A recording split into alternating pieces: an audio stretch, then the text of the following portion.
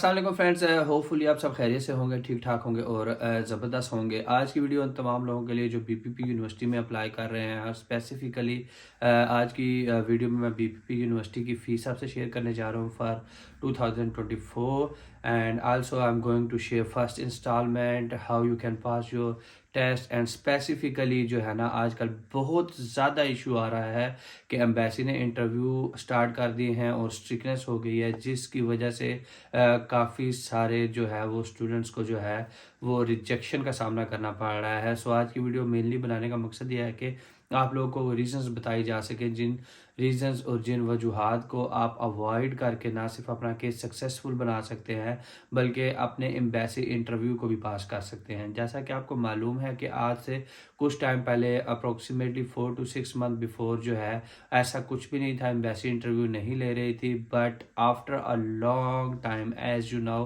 कि जो है चीज़ों को बहुत जल्दी और तेज़ी से चेंज किया जा रहा है, जिसकी वजह से ये सब किया जा रहा है क्योंकि जो है अब यूके गवर्नमेंट अवॉइड कर रही है इंटरनेशनल स्टूडेंट को, इंटरनेशनल इमिग्रेंट्स की तादाद बहुत ज़्यादा हो गई है, जिसकी वजह से skilled work visa and student visa के डिपेंडेंट्स भी बंद किए गए हैं और उन्हें मज़ीद कम करने के लिए मुख्तलिफ स्ट्रेटजीज अप्लाई की जा रही है। सो सबसे पहले बीपीपी यूनिवर्सिटी की अगर मैं बात करूं, बीपीपी यूनिवर्सिटी के कोर्स की बात करूं तो सबसे जो है चीपर कोस्ट इन लंदन जो है उसका कोर्स का नाम है MSc management with project management.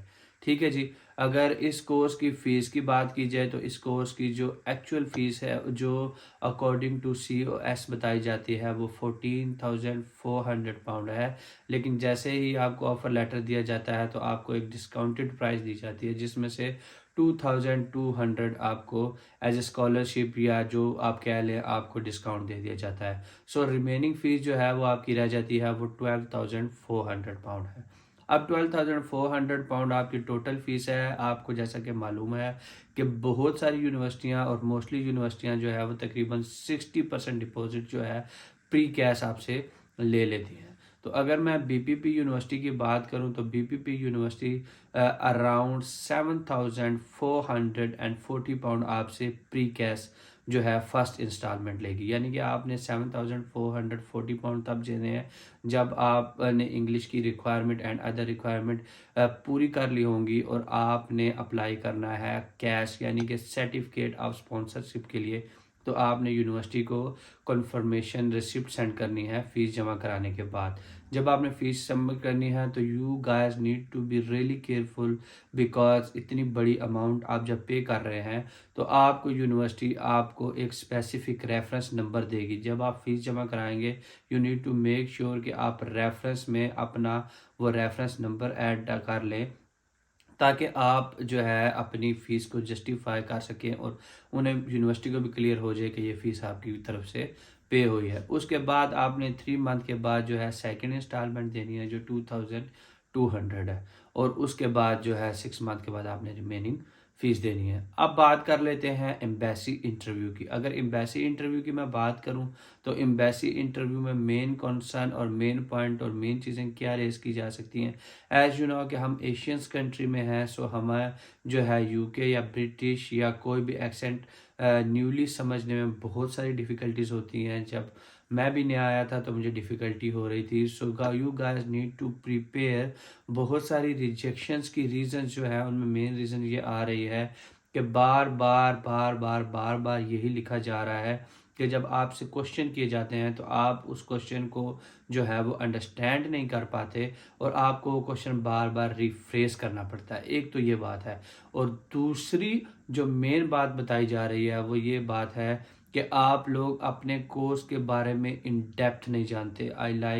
जब आप उसे एक्सप्लेन करते हैं so you can't explain enough. आप एक लाइन में या 2 लाइन में उसका जवाब दे देते हैं और आप प्रॉपरली जस्टिफाई नहीं कर सकते कि आप इस कोर्स में क्यों दाखिला करना लेना चाहते हैं। आप जेन्युइन स्टूडेंट हैं, आपका फुल केस जो है वो जेन्युइन है। सो इन 2-3 चीज़ों का बहुत ज़्यादा ख्याल कीजिए, डेप्थ प्रिपरेशन कीजिए। एट लीस्ट अपने आप को 3 से 4 मिनट बोलने के लिए तैयार रखिए एक क्वेश्चन के लिए, तब जाके आप इंटरव्यू में जो है वो 1 से 2 मिनट बोल सकेंगे। सो इन चीज़ों को अगर आप ख्याल रखेंगे, थोड़ी सी प्रैक्टिस करें, यूट्यूब के ज़रिए वीडियोस देखें, एक्सेंट को समझने की कोशिश करें, ताकि आप जब इंटरव्यू के लिए बैठें तो आपको किसी किस्म की डिफ़िकल्टी फेस ना करनी पड़े।